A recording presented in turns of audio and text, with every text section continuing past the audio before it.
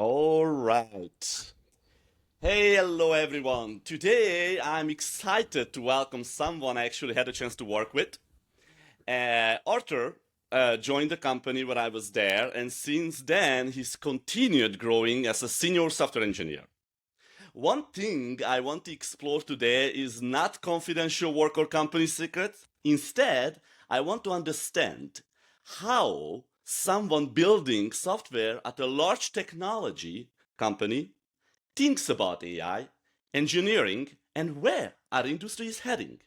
Arthur, thanks for joining me, man. How are you? Good. How are you doing? I'm doing I'm doing great. good, doing good. Uh, Perfect. So we worked Well, together a while ago. How was ever since then? What changed the most since then? How's everything at work? yeah, so far so good. We've been, the whole cybersecurity industry have been through a lot of changes, as you all know.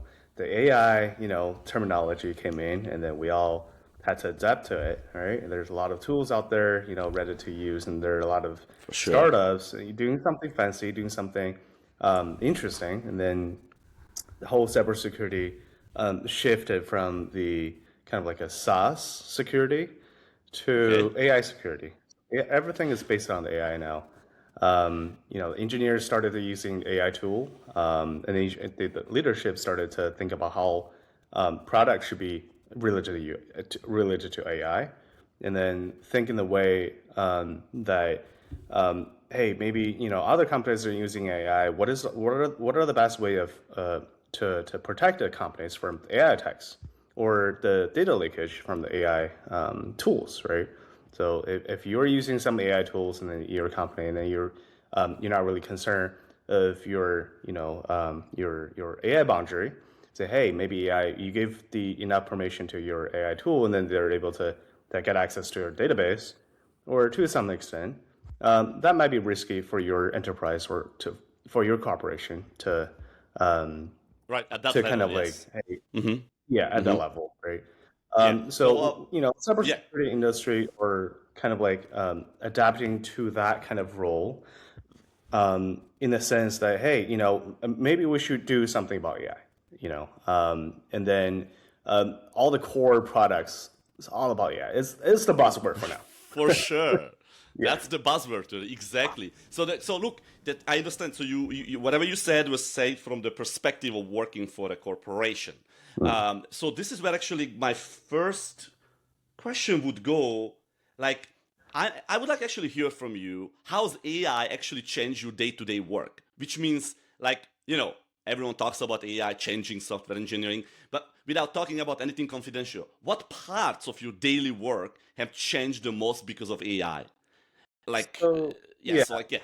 yeah. So think of the daily work in that way, right? So in the good old days before the AI era, what you do is, hey, wake up every day 8 o'clock, right? You do some cleanup, you go to work, right? You hit on the road, you get to office and do some morning meetings, and then you sit down there for like, hey, reading all the documentations and understand all the requirements from different stakeholders, and then Right. once you get the requirements, right, you sit down and understand the technical stack, right? You say, hey, maybe there's some new technology that I haven't really learned in the past.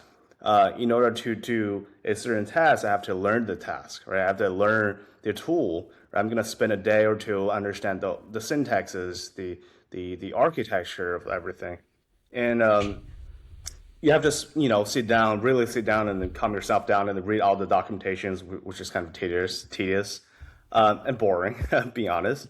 But you have to do it.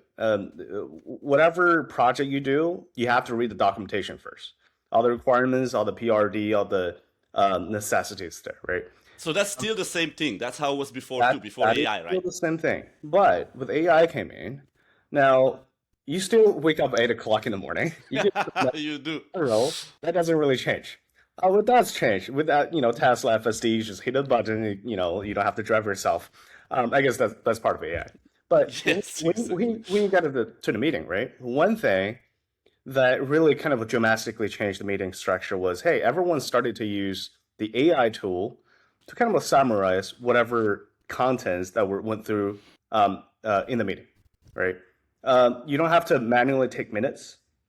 you don't have to really focus on every single details and then make notes of yourself or of others, right? Mm-hmm. Try to memorize everything while you have the meeting, right? You don't have to go back to watch the record every single time. Now with Right. AI tool, it's going to send you a summary.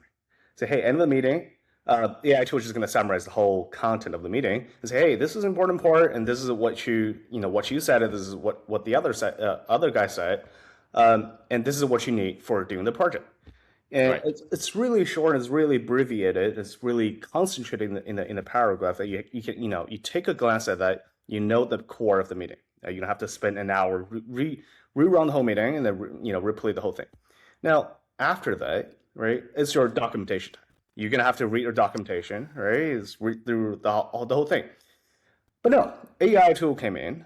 You dump the whole Confluence page, or a And lot of summarize it for you. exactly. A lot of companies do use Confluence, right? They use Jira Yeah, for Confluence. ticketing, right? They use Confluence for all documentation. Now, Yeah. what you need to do is feed that content into AI. AI will just give you a summary, right? What's important? What is going to be beneficial for your project or your task, right?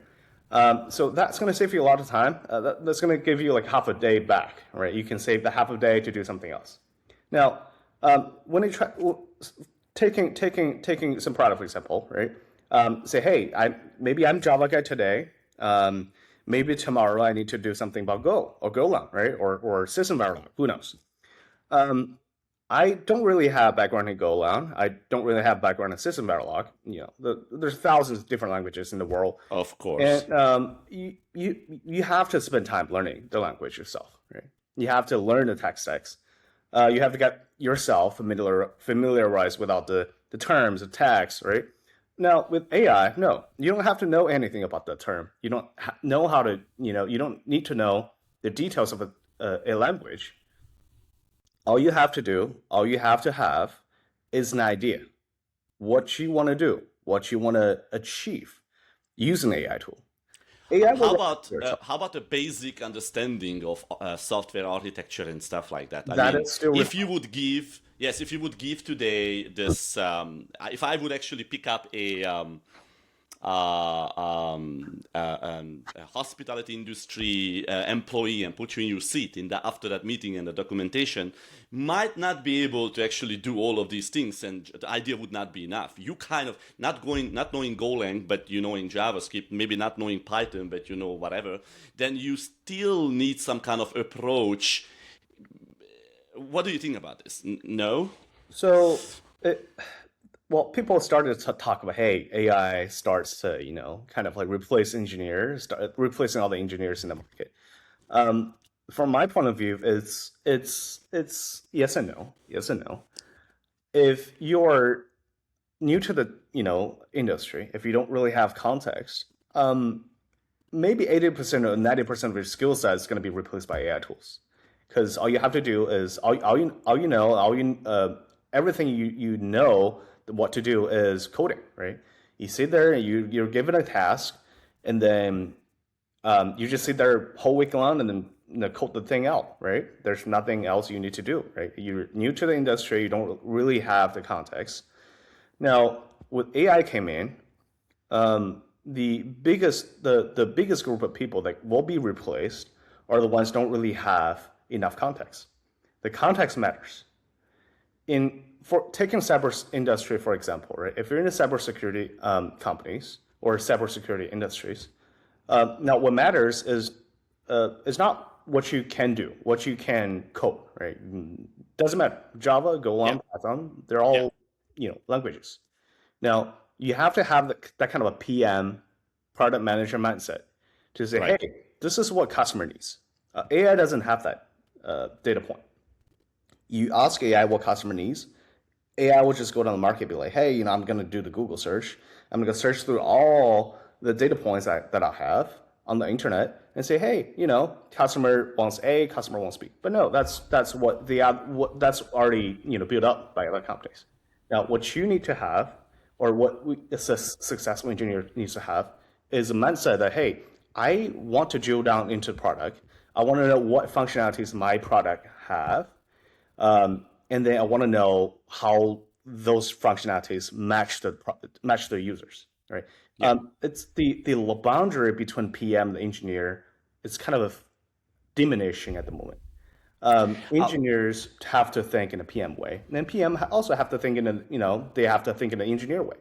So I agree with that, Arthur. I also would like to say, like, since because you are a developer and then we work together and then we used to know PMs. yeah, But in my opinion, and tell me what you think about this. Yes, if today a PM will sit down and start doing your job, will that PM be able to, let's assume, feed the question to AI, the AI spit the answer? Now, will the PM able to reason independently?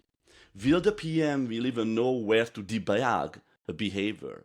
How the PM recover from a failure when the AI just won't do it? You start hitting. How many times I met, I'm pretty sure you too, and telling the AI what to do, he just won't do it, just won't do it. So how frustrated you're gonna get? How fast you're gonna recover? This emotional stability under the failure. Also, AI might give you an answer with 300 lines of code. But if you don't try to approach from the efficiency, like a minimum effective dose, then you cannot go there and say, look, AI, I think you touch code which I told you not to do it, or I didn't told you to do it, and you could have done it 100 lines. Like, I'm saying, like, this kind of perspective is also has to be your value as a developer.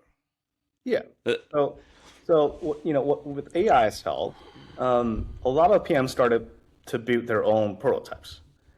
They don't really go in and be like, hey, I'm not going to give the job to engineer team. I'm just going to build everything myself and then do everything myself on my own, right? That's not really what PMs are doing, right? They have their jobs. They need to talk to their customers. They have to think of their PRDs. They have to, spend more time understand the industry. But they do spend some time playing around with the AI to create some kind of prototypes if they have some kind of ideas about a product, right? That prototype is good enough for visualization, for a demo purpose. Say, hey, I want to show engineers what to build. I want to show engineers what is going to be the product look like, right? And then if you just put everything in a PRD, like a documentation, it doesn't really help. Engineers, different people read same line of sentence may have different understanding, right? Sure. So it would be better to have a prototype, visualize it in a UI way. So engineer teams can be like, hey, this is what the PM wants, right? Maybe we can do something about it. Maybe we can follow the guidelines and do the whole product. But when it drilled down to the details of the implementation, there are a lot of engineering factors come into the picture. Building up a prototype is easy, right? You have the UI. You don't really have to have the backend and the real backend to support your whole system. Yeah. But what matters is the backend, right? You have a data pipeline. You have different data sources. You have to cooperate with different teams. You have to reach out to different stakeholders. Be like, hey, I don't really have this resource. Let's align, right? Let's make some alignment. Have some meetings, align what we need, what you have, and then we do products. We implement the differences. Now, a PM doesn't really have the scope of doing that. The core of the PM is having an idea. The core of the PM is to talk to customers and find out what they need. Now, the reason why I said the boundary between the PM and the engineer is diminishing is because engineers now have more time thinking about stuff in the PM way because they can save time using AI tools, right? They don't have to spend a lot of time on coding this stuff. Yeah. You just hit the button and be like, hey, this is my idea. This is, what I want to do. Do it for me. Instead of being the IC, the individual contributor, now everyone's a manager. Manage different agents, different, AI tools, right? All you have to do is approve or deny or provide something. I love this. This is actually brings out the creativity in the humans and not just being actually machines. Yeah, exactly. So, kind of come back to the topic that we talked about, right? So whether AI will replace human being,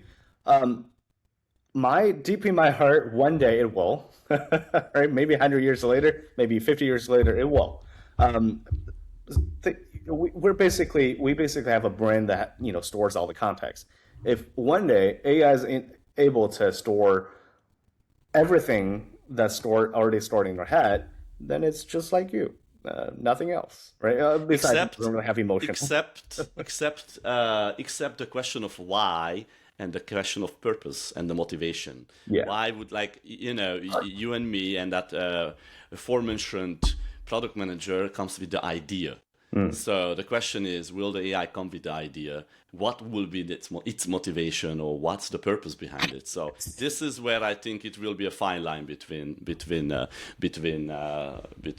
AI and the human. Yeah. But that's perfect. I just would like to maybe specify, ask you specifically here, like, so where is actually where AI helps and where it doesn't? Could you actually say something about, like, places where the AI does fall short? Like, what is the place where you still enjoy doing yourself, and then, or not just enjoy, you still prefer doing it yourself, would not rely on AI in the enterprise, from the enterprise perspective? What I can say is what AI is good at doing is help you coding, help you do your tasks. If you have something if you know what to do, if you know, hey, this is what I'm going to do today, and this is what I need for getting this product to get to the finish line, then you feed this information to AI, and AI will do it for you, right? But what AI lacks, what AI doesn't have, is communication between people. You have different stakeholders. You're not really a startup. Corporations is really big. You have a lot of products in your corporation. Oftentimes, you have to do coordination, orchestration between teams and teams, org and orgs. So the communication part is what AI can't really do at the moment. Maybe I'm not saying like I cannot do in the future, but at this current moment, AI doesn't help when you need to talk to people, when you need to talk to different stakeholders. So integration with the other part of the team, right? Got you. It can help reading the documentations.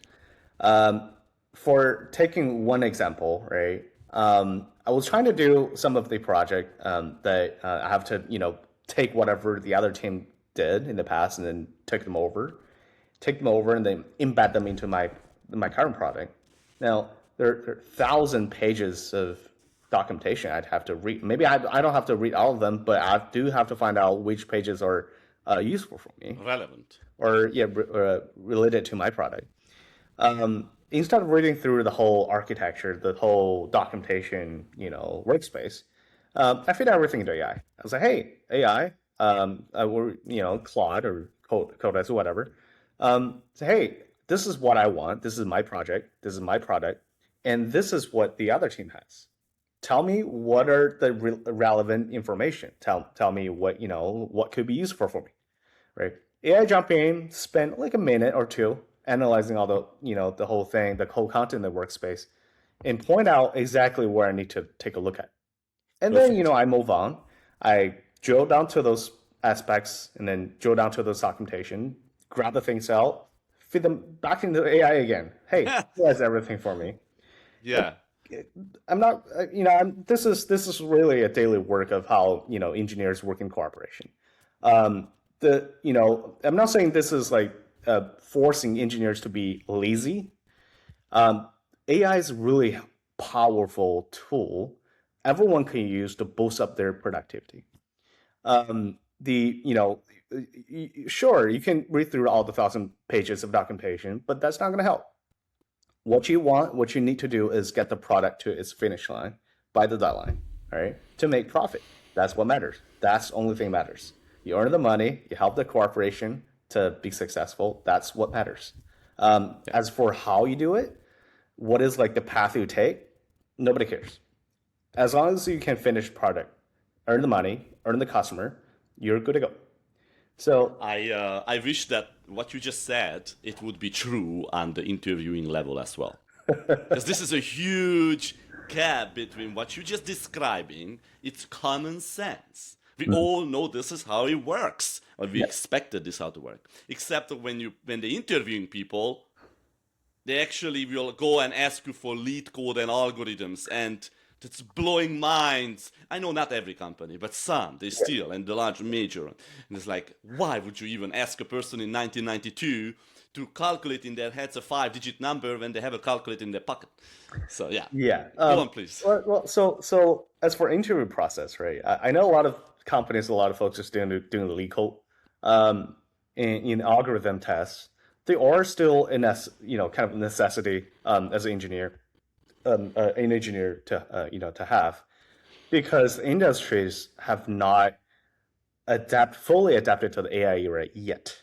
There are companies, the frontiers, right? There are a lot of frontier companies like Meta, like Amazon, maybe Google. They started to use AI in their interview. They're like, hey, maybe the era is changing. Maybe we can find something else to interview for engineers instead of just sitting there doing the legal, right?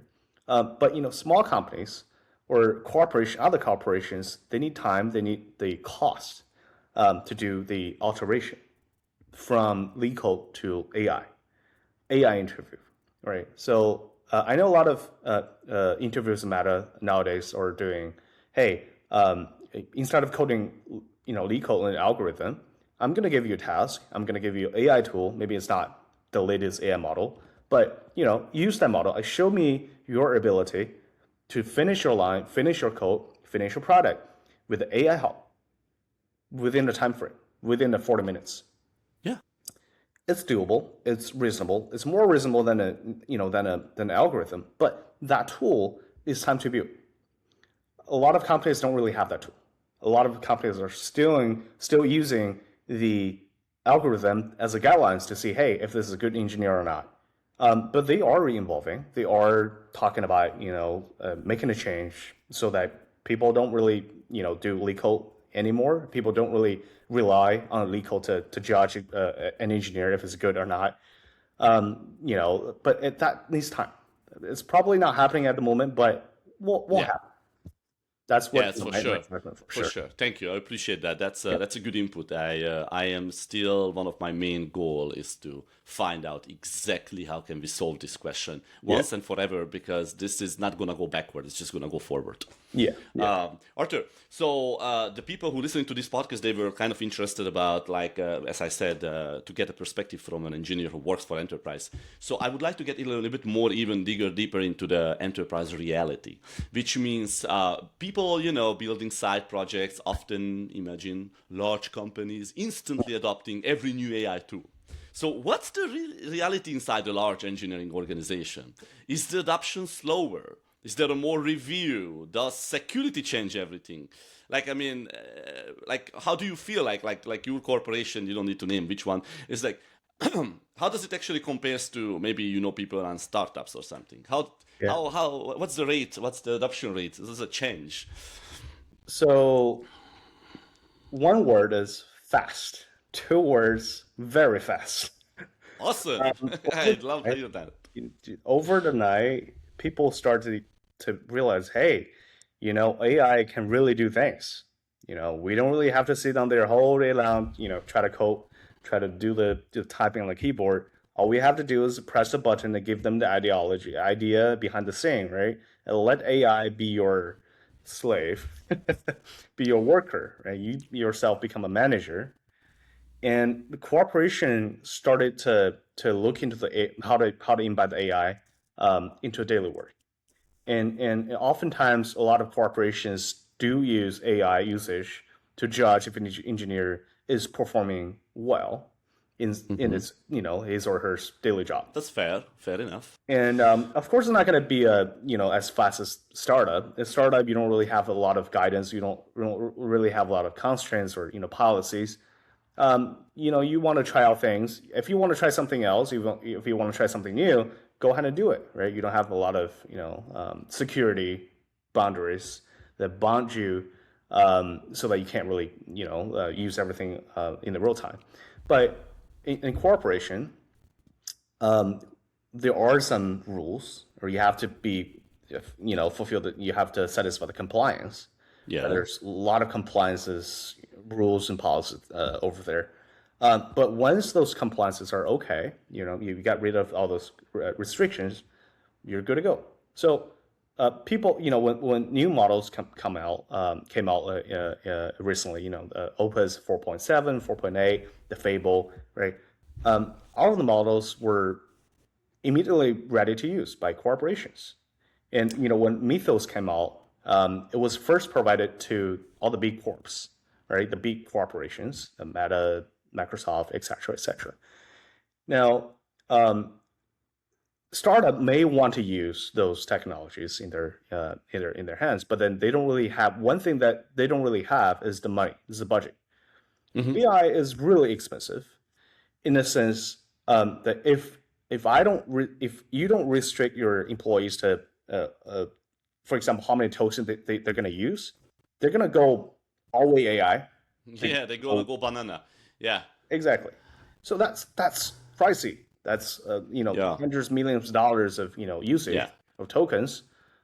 So you have to think about that, right? So, but cooperation has the ability to support that usage, right? They are willing to spend more money in that AI tool, whereas startups, you just don't really have that resource available.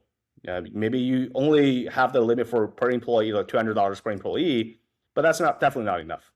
You need more than that. Yeah. That makes sense. So you say that corporations, the money is it's a little bit more abundance in that meaning. So versus startup, I also think it could be like for startups who are not totally funded or something, they could be a little bit frugal with the models. My experience is that, for example, setting up an agent or anything and choosing a model, you can actually try to find a good balance between heuristics and the AI usage for not all the time you have to call an AI just because of the same repetitive task. And also the model choosing, like you don't necessarily get to go to the latest and the brightest because it doesn't give you like 5% benefit versus the previous one, but they are actually priced 50% higher. So, you make your own calculations. But I understand that in corporations, you said that money is a little bit more readily available. And then, so I'm actually glad to hear that they're spending money on these purposes. Yeah, talking about the percentage, right? So if you have a startup, if you only have 10 employees in your startup, increasing that 5% or 10% productivity isn't that much. You don't really have, you don't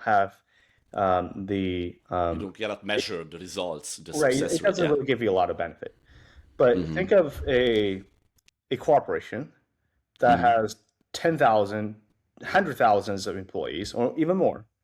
If using AI gives you 10% more productivity, think of if everyone is using it, by default, think of what can that 10% of productivity can give you to the, from a corporation perspective. That's a big difference. 10% in the financial report is going to drive your, stock market double, triple, right? Sometimes. So, but, corporations are still evaluating the pros and cons, the benefit and then the drawback of using the AI models, the latest AI models.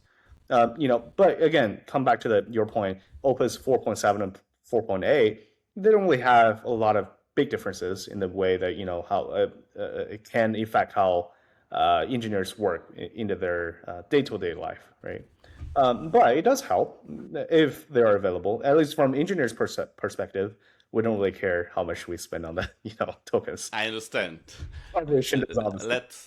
Let the bean counters worry about that exactly. part. So once we have some sort of restriction on how many tokens and how much money we're going to spend per day, we're just going to go full throttle.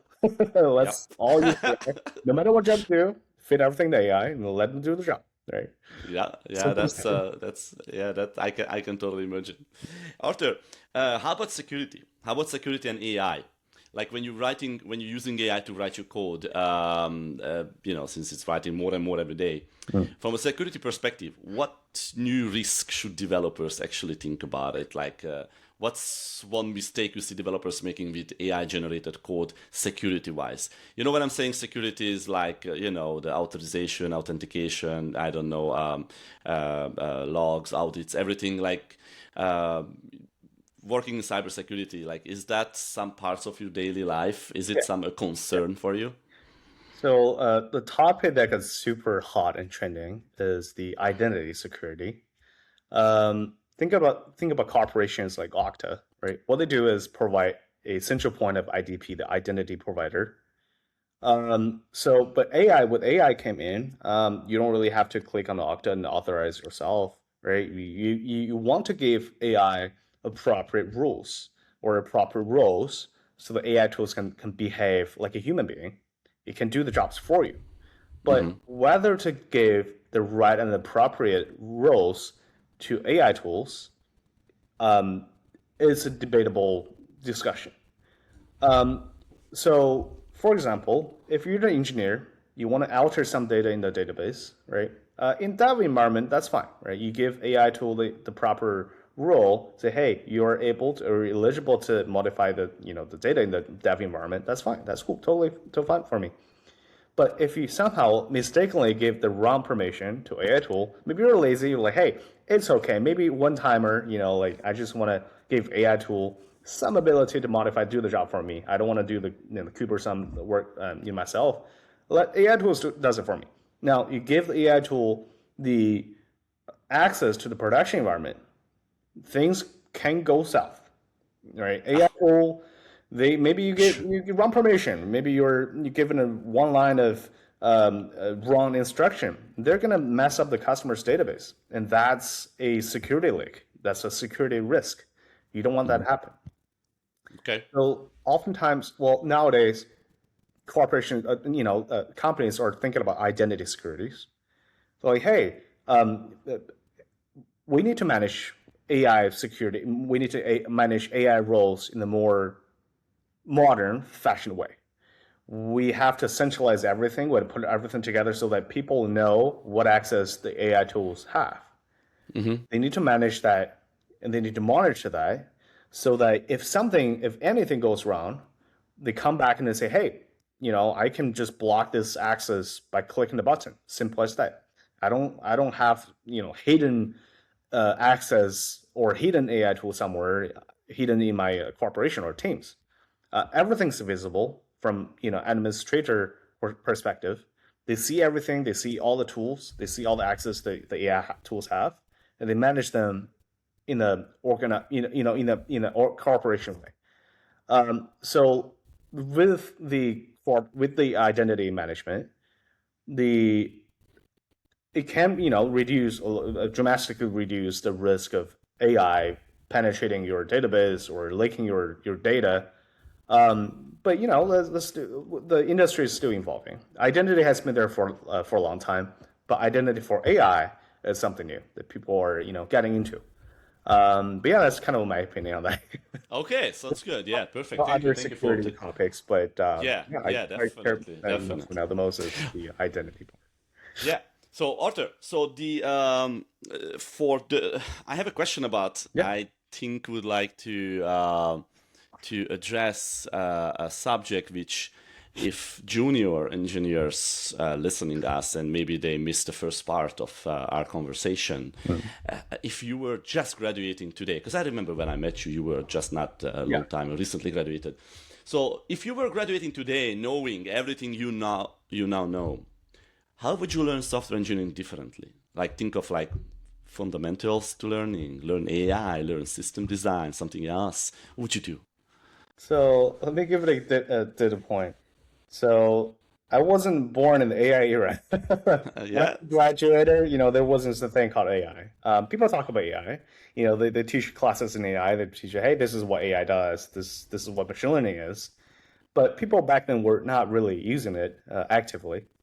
Um, but I'm mentoring one of the new grads, just out of college, and surprisingly, they know things deeper, they know things wider than I thought they were supposed to be. And that's all because of AI. You give them a topic, you give them some onboarding tasks. They just use AI to understand everything. Maybe back then, back to the good old days, where we do everything manually. Um, if I'm new to the team, I'm new to the project, I'm gonna sit down there, spend a week, read through all the documentation, all the README files, right? Understand what is the architecture, or go to the Lucy chart, understand the full picture from high level, and then drill down to each single component. That takes time, right? That takes a lot of communication. I need to talk to you, Csongor, because you're, already part of the team, and you have more context than me. So I need to talk to you. I need to talk to different engineers to learn those knowledge. That takes time. When I onboarded the first team, I spent like a whole month trying to understand everything end to end. For sure. The ramp up period was super tedious and long. That's not really tedious. It was interesting, something new, something intriguing. But with AI came in. It took time. Yes. It took time. So the new grad who joined the team, he said, hey Arthur, you give me this project, you give me this task yesterday, and I just got it to finish. I'm like, ooh, how did you do that? That was so quick. That was really quick. And he said, hey, whenever I get a blocker, just fit everything to AI. I just ask Claude to fix everything for me. Although it's running something, I don't really understand. But, it gets the job down. That's what matters. But, again, back to this process, it's kind of debatable, right? New grads, when they out of college, they want to use AI to ramp up fast, right? Fast. They want the speed. They want to show to other engineers, other people, or teammates, hey, I'm capable of doing whatever you give to me, in a really fast way, right? Yes. But what they missed is the details. Yeah. All the details that when AI runs codes for you, writes the code or writes a comment for you, it doesn't really give you a lot of context of hey what the comments do. What the AI is trying to do, and then basically, even though it does give you some description, all you got to do is click on the yes button. That's it. But you don't really have the full context or deep understanding of everything unless you spend time digging into it, right? Yeah, this is important, the part you just brought up, because I considered for a while not riding the cursor wave, because I just want to be still in control, at least. Like, for example, myself, I rather use VS Code plus Copilot with some chosen models and be able to see what happened. Be able to see before I accept what exactly happened, how did it happen. Don't apply everything for me automatically, and then I'm in the blind. You want to know what's happening. So yes, in case of the junior engineers, as you mentioned, that they want to prove themselves fast, and then they're gonna miss important parts like security measures and maybe things like which are important. But again, that is why they are junior, and this is because then otherwise, what's the difference between you and them? Yeah, exactly. Between the junior and the senior. So the senior is there to ramp them up with the necessary background information, architectural and an enterprise architect look, a view, overview, and an entire project. So yeah, that is so true. Yep. Just before we wrap this up, just a quick lightning round. Is it VS Code or Cursor? VS Code. All right. Cursor is out of the for the corporation that I work for. We don't really have Cursor there. Everyone has to use VS Code or IntelliJ. But we do have some programs reaching out to Cursor. Maybe I don't really have context for that, but so far I've been fine with VS Code. We use Claude, we use Gemini, and they all have a kind of like extension or plugin in the VS Code, which is quite convenient. Or I can just run everything in the terminal. That works too. So that's good. Yeah, as long as I have access to the model, I'm good to go. Yeah. Next lightning question: remote or office? No comment. Kidding. That's good enough. Good enough. I understand. So yeah, like people are still doing hybrid. Some companies do hybrid. Some companies do remote to save the cost of the having a physical location. Of course. Somewhere, right? Totally. But yeah, I think one day people are all gonna come back to office because communication is what matters. You have to talk to people. You have to talk to folks to get things down. to have the knowledge to fit into AI, right? Maybe Okay, you go to interesting. office in the morning, you're talking to people. In the afternoon, you fit everything, whatever you talk in the morning, to fit them into AI, and you get your job done. Great. Sounds good. Tell me one AI tool you say you think you just can't live without it. Well, Just one which you think is the most useful. Claude. Daily usage, whatever. So before Claude, right? We're using. I was personally using Gemini. I was personally using ChatGPT to figure out the coding part. Where I had to really copy paste my code into stuff. Not for a corporation, but just personal project. Copy paste the code into chat box and then get the feedback and then get the code back and then select all and then copy back. Now that part is really tedious. And then when Claude came out, especially when the late models came out, Opus, right? Sonnet was good, but it still made mistakes. But when Opus came out, when the new, I was going to try Fable, but it was kind of forbidden, restricted. But Opus 4.6, 7 or 8, they have the ability to cut off all the edge cases. They are, they think in a more thorough way. They have the bigger picture, right? They do things more deeper and thoroughly. So they make less mistakes than other models. So they're quite useful. It's already Yeah. So when you work. So yeah. So when you say cloud, you mean that VS Code plus Copilot and using the cloud model. That's what you mean, right? Like a Sonnet or Opus. I kind of directly put Claude into the VS Code extension. I just call the extension, grab the extension, I can read my code, just feed all my questions in the extension chat box. As an alternative for the Copilot. Yeah. Okay, got you. That's cool. That's awesome. Arthur, I really thank you so much for sharing your experience here. Absolutely. I really appreciate you keeping the conversation practical and grounded. I'm pretty sure people can actually learn from it. Yeah. And a lot of engineers will can take very useful insights from this. So thank you very much for being here. And then let's do this another time. Sure. Of One course. more time. Thank you, Csongor. All right. Thank you again, Arthur. Have a good day. All right.